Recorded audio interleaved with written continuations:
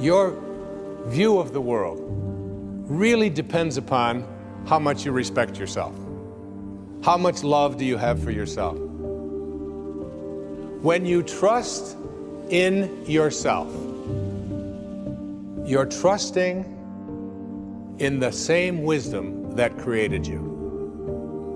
When you fail to trust in yourself, when you fail to love yourself, you are denying your own divinity and therefore attracting the exact opposite of what this source is. This is a source of love. It is a source of great respect. It doesn't create anything that it doesn't have a loving feeling toward. If you don't have that feeling of love toward yourself, you can't extend it outward, for who can give away what they don't have for themselves? Who can do that? I've often used the metaphor of an orange. If you squeeze an orange, you get out of it orange juice. Why? It's an orange. That's what's inside. And when you squeeze you, someone puts pressure on you, says something about you that you don't like, and out of you comes anger and hatred and bitterness and tension and fear and anxiety and depression and worry and stress. It's not because of who did the squeezing. It's not because of the instrument they used or the timing. It has nothing to do with that. It has to do with what's inside. If you don't have love for yourself, you're not trusting in the wisdom that created you. And the idea of being able to respect yourself at all times, how do you go about doing this? You spend your life in a state of cooperation rather than competition. You see yourself as someone who is love in action. That's what you have to be, love in action. You suggest to yourself and you say these words to yourself: I am whole, I am perfect as I was created. I am whole and I am perfect as I was created. And I came from a source that not only determined the shape of my eye and the shape of my body and the color of my skin and my height, but I came from a source that had a great idea about who I should be as well. And you sense that. And that cannot be fulfilled, it cannot be actualized, it cannot be created if you are not in a state of love. Most of you guys don't actually know your self-worth.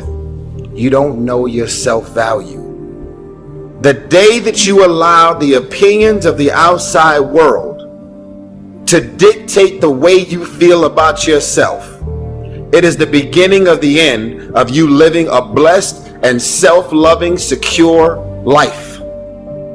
That it is not the car that I drive or any of the jewelry that I own or the size of my house that defines my self-worth. Love yourself, believe in yourself, independent of the validation of the world. Have opinions and feelings about yourself, independent of the feedback. Why you gotta have somebody calling you beautiful every day in order for you to feel beautiful? Do you believe that you're beautiful, or do you only believe you're beautiful when other people say that you're beautiful? I'm just asking. Self-love is the cure to self-hate. We tend to base our self-esteem on what other people think. And that's not really self-esteem. Self-esteem is supposed to be how we feel about ourselves. And I was just saying how dangerous it is to allow other people to determine how you're going to feel about you. And it's kind of like looking into a broken mirror. You're going to look in a broken mirror and then change your face to try to look good in this defiled, busted, broken mirror.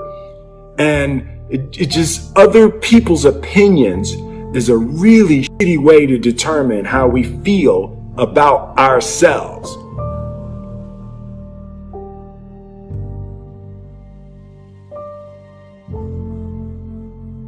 In order for me to be happy, I have to love myself. In order to be able to be free from being a burden to somebody else, I have to know how to enjoy my life. If I know how to enjoy my life, it means that I am loving the life that I'm having, and that means I'm loving the body that I'm in. I'm loving the self that I am.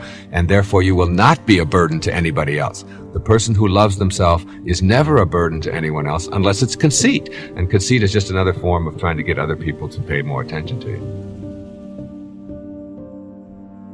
Feel good about yourself. Cherish yourself as a valuable, important, significant, grand, divine creature, as someone who is unique and special in all the world. And feel that way about yourself wherever you go, and carry yourself that way. Life always mirrors back to us the feelings we have inside. The most important relationship you have is the relationship with yourself. Too many people don't like who they are. They focus on their faults and weaknesses.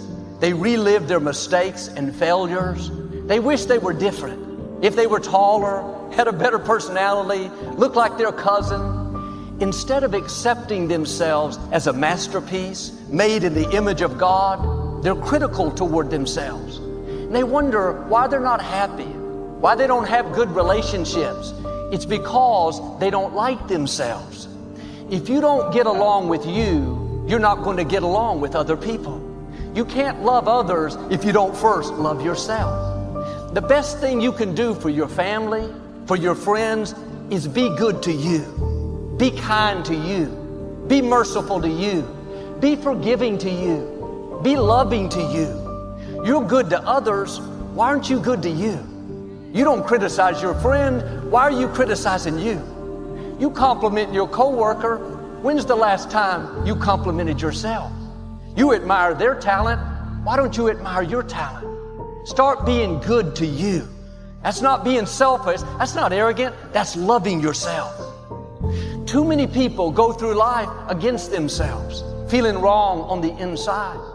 I heard someone say, I discovered the enemy, it was me. Are you your enemy? Are you defeating yourself, limiting your dreams, sabotaging your relationships, all because you don't like you? You have enough people and circumstances against you. Don't be against yourself. When you wake up in the morning, don't lie in bed and think of everything wrong with you, what you don't like about your looks. Relive your mistakes. Why didn't I finish college? I should be more disciplined. I lost my temper yesterday. Instead of focusing on what's wrong with you, start focusing on what's right with you. You may have weaknesses. You've made mistakes. We all have. But there's a lot more right with you than there is wrong with you. Dwelling on the negative doesn't help you to do better. Beating yourself up for past mistakes doesn't move you forward. The better you feel about yourself, the better you'll do. The more you like yourself, the further you'll go.